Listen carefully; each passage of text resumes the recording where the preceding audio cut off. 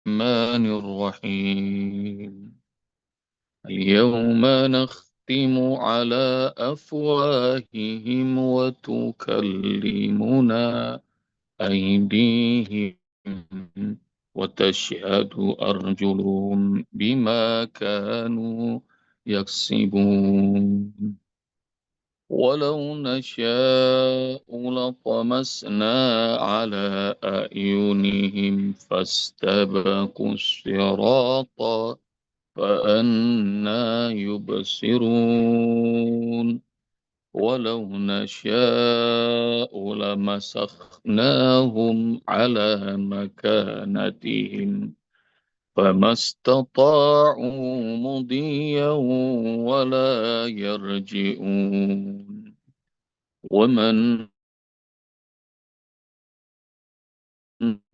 نعمره ننكسه في الخلق أفلا يأكلون وما علمناه الشعر وما ينبغي له إن هو إلا ذكر وقرآن مبين لينذر من كان حيا ويحق القول على الكافرين اللهم ارحمنا بالقرآن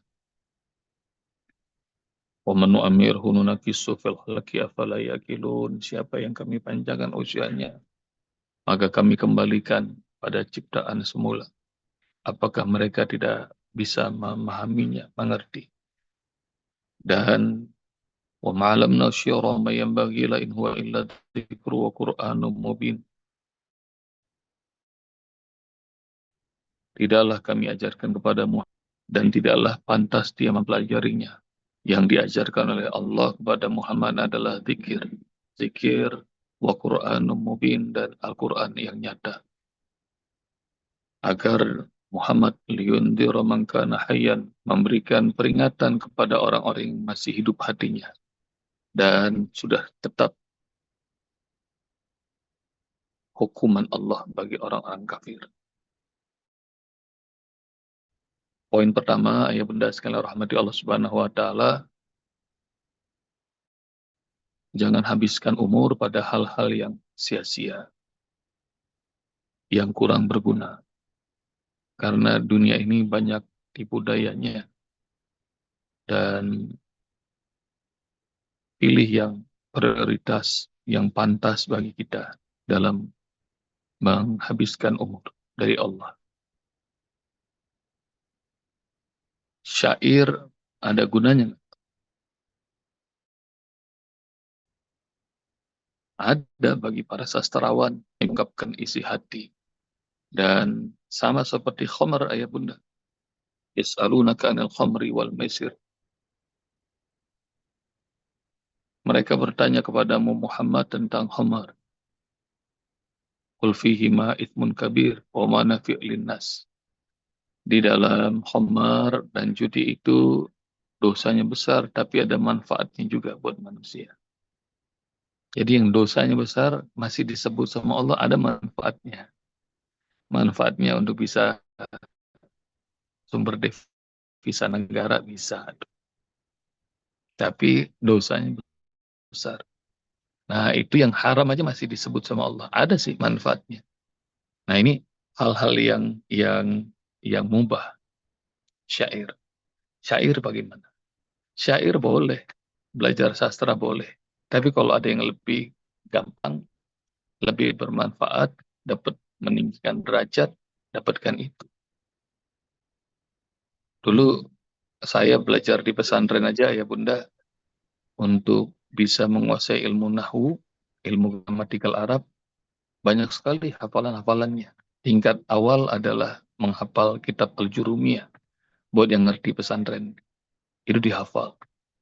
Nanti tingkat menengah dihafal kitab Al-Imriti. Ini seputar ilmu nahwu doang. Nanti tingkat tingginya namanya Alfiyah Ibnu Malik. Jadi 1000 syair seluruh ilmu nahwu. itu aja yang berguna, bermanfaat, munahu untuk bisa memahami bahasa Arab, saya aja ngerasa rugi. Tahu kenapa? Kenapa saya nggak ngapal Quran aja dulu ya? Kenapa ngapalin begituan? Jadi itu aja ngerasa rugi. Dan juga banyak saya temui jemaah yang menyampaikan, kalau tahu begitu dulu saya waktu masih muda, Uspo pengennya kayak Uspo. Ngapal Quran dulu, belajar Al-Quran dulu, baru belajar yang lain-lain. Jadi kadang-kadang ayah bunda kita nggak ngerti skala prioritas. Bahkan sampai kemarin aja kami meresmikan mahat baru di Bojong Baru, Bojong Gede. Nah, wakifnya masih bilang, saya pengennya Usbob, anak-anak di sini nggak cuma ngafal, tapi kami sekolahkan. Jadi sekolah juga. Saya bilang, pengalaman saya, ayah bunda, kepada wakif ini, pengalaman saya. Kalau Al-Quran itu dibarengi dengan pelajaran-pelajaran yang lain, nanti pelajaran lainnya kagak dapet, Al-Qurannya nggak dapet. Jadi Al-Qurannya fokusin dulu, kelarin, nanti pelajaran lain itu dibabat habis. Dan saya ceritain tuh pengalaman-pengalaman mahat-mahat kaumi di banyak tempat. Seperti ini ada Ustadz Hilal, saya bilang. Anaknya sekarang kuliahnya di Frankfurt, ada yang berangkat ke Malaysia, kemana-mana. Kalau ngapal Qurannya udah kelar, oh itu mah jenius, pinter. Seperti ayah bunda tadi pagi itu saya lihat perhatiin, wih murojaahnya udah cepet-cepet. Terlama-lama makin pinter, makin muda, makin sehat. Karena Al-Quran. Jadi skala prioritas, bukannya syair nggak boleh, tapi skala prioritas, Qurannya dulu. Yang kedua, ayah bunda, poin dari ayat ini adalah wa ma'alamnahu, yang kami ajarkan kepada Muhammad itu zikr. Wa Qur'anun mubin, adalah pelajaran yang amat berharga, adalah Quran yang nyata. Maka kalau ayah bunda yang masih ngerasa susah belajar Al-Qur'annya, minta sama Allah Subhanahu wa taala diajarkan Al-Quran yang paling gampang, doa sama Allah agar dimudahkan. Al-Quran bisa kita pahami. Karena catat ya ayah bunda, anugerah Allah yang terbesar itu dibanding semua alam semesta, bahkan dunia dan akhirat, anugerah yang terbesar adalah kalau Allah mau ajarkan kita Al-Quran. Ayat 1 dan 2 surah Ar-Rahman. Ar-Rahman, dialah Allah yang maha pemurah. Allamal Quran, Allah yang ajarkan Al-Quran. Jadi doa sungguh-sungguh, ya Allah, ajarkan saya Al-Quran. Minta sama Allah. Dan kalau Allah mau membuat kita paham, bisa gampang. Dan saya juga termasuk buat yang ayah bunda yang masih agak sulit, jangan kecil hati. Saya termasuk orang yang dulunya sulit benar belajar Al-Quran. Jadi dulu waktu saya masih kecil, kawan-kawan saya udah bagus benar baca-bacaan. Dan kalau di depannya Ustadz, ini guru nih, kami dari maghrib sampai isya keliling gitu, mengelilingi beliau, suruh baca. Nah giliran saya tuh kuburan. Kadang-kadang kita nggak bisa pulang gara-gara Bobby bacanya salah lagi, salah lagi. Dan bodoh. Pasti itu teman-teman saya pada sebel.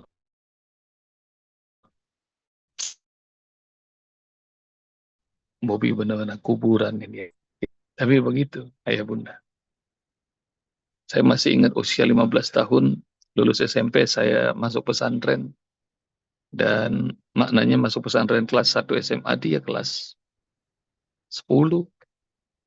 Masuk di pesantren, masa ospek, dan di pesantren itu jelang maghrib ada sirine bunyi, semua santri masuk ke masjid, dan setengah jam sebelum maghrib itu kita baca surat Al-Waqiah sama surat Tabarok, surat Al-Mulk.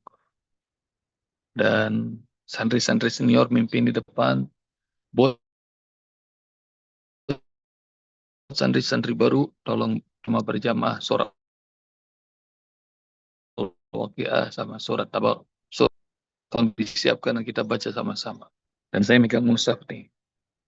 Dan usia 15 tahun itu ya Bunda, saya nggak bisa baca Quran. Bayangin ya, usia 15 tahun, ini kelas 10. Bobby yang niat masuk pesantren belum bisa baca Quran. Waktu dibilang buka surat Al-Waqi'ah, saya cari-cari tuh. Saya nggak ngerti bagaimana cara buka, nyari surah Al-Waqi'ah. Bingung, saya bolak-balik. Eh, tiba-tiba dalam kepanikan itu, kebingungan itu, ada anak kecil nih. Beliau kelas berapa ya? Kelas 8. Jadi udah 1 tahun kemarin di pesantren ini, dia naik kelas 2 SMP. Sanawiyah.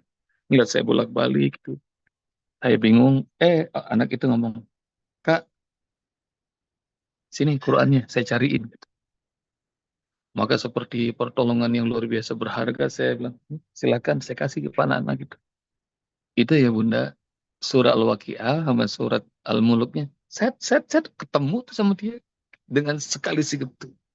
Dan Masya Allah dia bilang, nih Kak, surat Al-Waqi'ahnya, nih saya udah lipetin surat Al-Muluk. Maka Masya Allah, saya bilang, makasih ya, Dek, saya bilang gitu. Lihat nih anak mungkin 2 tahun di bawah saya usianya. Tapi dia, Masya Allah, lebih hebat dari saya. Saya baca tuh. Dan mulai itu baca surah Al-Waqi'ah bareng-bareng dipimpin senior. A'udzu billahi minasyaitonir rajim. Bismillahirrahmanirrahim. Itu ribuan santri bergemuruh baca surah Al-Waqi'ah. Idza waqa'atil waqi'ah laisa liwaqa'atiha katibah khafidatur rafi'ah. Idza rujjatil ardu rajja wa bussatil jibalu bassa. Tahu apa yang terjadi ya Bunda? Ini mulut nggak bisa bergerak. Kenapa? Saya kejar ayat pertama, belum juga kejar, udah pindah ayat 2. Ayat 2 saya lihat, udah pindah lagi ayat ketiga. Maka Masya Allah, nggak kejar, saya stres itu karena bacaan mereka cepat sekali, saya nggak bisa ngejar. Tapi yang terjadi begini, saya taruh tuh mushaf di atas paha, saya begini nih, mandangin. Dan Masya Allah, saya bilang kemana aja Bob, 15 tahun, belum bisa baca Quran. Dan pandangan saya begini, terus saya lihat nih, anak yang tadi bantuin saya nyari mushaf, dia pandangannya begini juga, dia nggak ngelihat mushaf. Tapi bedanya, kalau mulut saya itu terbungkam, dia itu hafal Bunda. Al-Waqi'ah, Al-Mulk, hafal mulutnya itu. Mau ke diterusin bacaan. Dan begitu saya mata begini dan saya ngeliat dia, dia ngeliat saya ngeliatin mulutnya, Masya Allah, ini anak. Dan kemudian saya nunduk, saya malu. Saya bilang, ya Allah, 15 tahun saya kemana aja. Dan mulai tuh netes air mata. Terus. Tadinya ya Bunda, saya SMP itu nggak kuat. Masuk pesantren tuh, apalagi pesantren segala-gala ngantri. Segala-gala ngantri. Kamar mandinya, makannya, tidur aja ngantri. Jadi saya nggak kuat. Tapi Masya Allah saya bilang, yang menyanyiakan 15 tahun usia saya. Dan doa, minta sama Allah. Karena saya telat, saya sudah jauh tertinggal. Doa, minta sama Allah. Beri saya ilmu ya Allah yang berkah. Dan Alhamdulillah 3 tahun di pesantren tuh ya Bunda, 6 semester. Jadi setiap malam pengen ngejar ketertinggalan. Hingga kalau yang lain santri jam 9 udah pada tidur, nah itu satu pesantren tahu tuh kalau masih ada tengah malam sampai jam 2, jam 3, lampu kelas masih nyala, kiai, ustadz, security, santri pada tahu itu pasti Bobi lagi belajar. Dan selama 6 semester, 3 tahun, ini bukan ujub, bukan ria ya Bunda, ini pertolongan Allah. Itu 6 semester, kalau diumumin siapa juara umum pesantren, pasti yang naik ke panggung tuh papi saya, menerima hadiah dari kiai. Jadi, rupanya itu kalau Allah ajarin,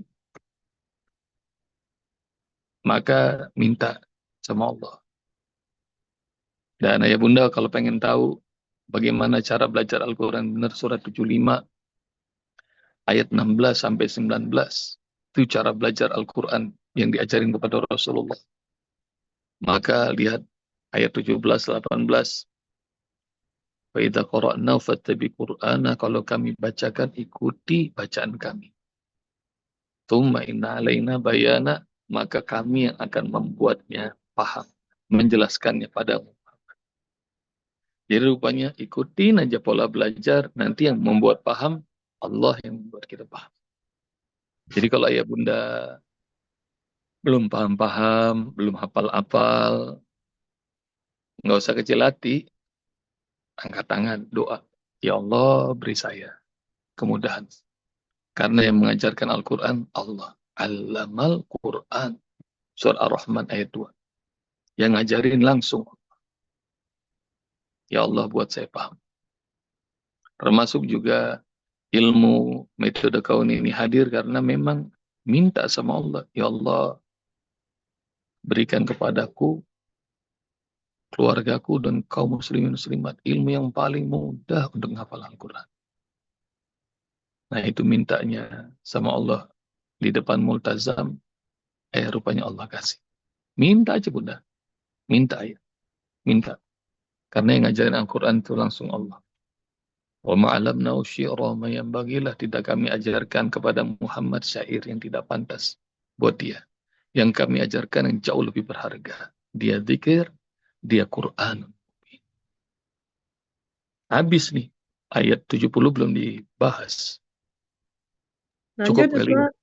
Hah? Ya Bunda, Lanjut gimana Bunda Ustaz. Hidayati? Lanjut. Lanjut Lanjut, Ustaz. lanjut, Ustaz. Jawab. Kepanjangan ceritanya tadi itu ya. Mohon maaf ya. Lanjut. Gak apa-apa pelajaran, Liyunzira Ustaz.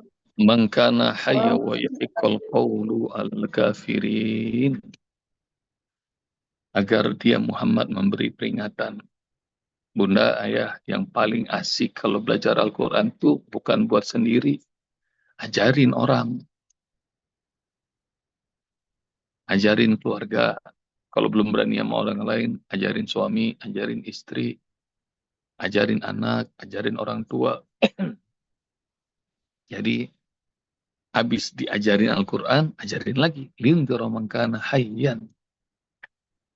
Dan catat ya Bunda, Al-Quran itu akan membuat hidup jadi hidup. Al-Quran itu akan membuat hidup jadi hidup. Saya yakin ayah bunda begitu sudah mulai terbiasa subuh nih kita belajar Al-Quran, hidupnya jauh lebih hidup daripada sebelumnya. Benar nggak? Maka Al-Quran itu akan membuat hidup kita akan jauh lebih hidup. Otak kita jauh lebih hidup. Rumah kita jauh lebih hidup. Rumah tangga kita, keluarga kita, pekerjaan kita jauh lebih hidup. Terus problem-problem kita, terlalu gampang. Pokoknya kalau udah Al-Quran diamalin, hidup kita jauh lebih hidup. Maka ntar quote of the day, ayah bunda semua. Al-Quran membuat hidupku jauh lebih hidup. Asik. Jadi, apalagi kalau ayah bunda sebarin. Ayah bunda sampaikan ke banyak orang. Pokoknya nikmat.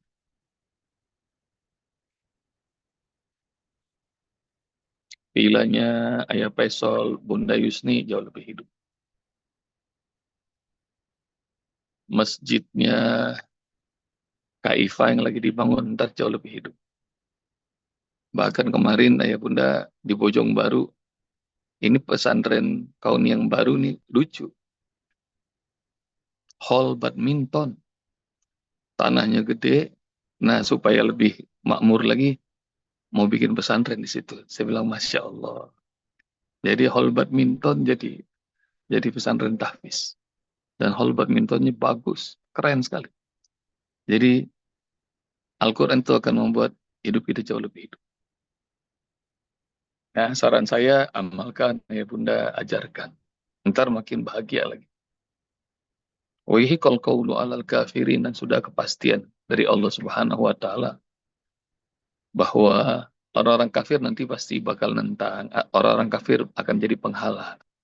Kenapa? Karena nggak betah tuh mereka ngelihat kok orang Islam tuh asik banget dapat anugerah yang dahsyat banget namanya Al-Quran. Maka nanti yang benci itu orang-orang kafir. orang musyrik, orang munafik yang benci sama hafalan Al-Quran. Meskipun ayah bunda, saya, kita semuanya ngerasain nikmat, kita belajar Al-Quran dan mengamalkan Al-Quran, ada aja tuh orang yang kagak seneng sama kita. Nah, ini mulai pada banyak yang ngangguk nih. Kayaknya udah mau curcol kayaknya. Ada aja yang nggak seneng. Nah, yang nggak seneng itu hati-hati, gawat nanti ujungnya. Jadi kadang-kadang tuh karena mereka sebel sama Al-Quran, sebel sama ahlul Quran, ntar mereka bikin hidupnya sulit sendiri. Itu yang disebut wahiqal qawlu alal kafir. Mereka yang bikin susah hidupnya. Padahal kalau mereka bisa menikmati Al-Quran bersama kita, nikmatnya luar biasa. Dah, ayo bunda, nggak usah panjang-panjang. Jazakumullah. Assalamualaikum warahmatullahi wabarakatuh. Waalaikumsalam Waalaikumsalam warahmatullahi wabarakatuh. Terima kasih.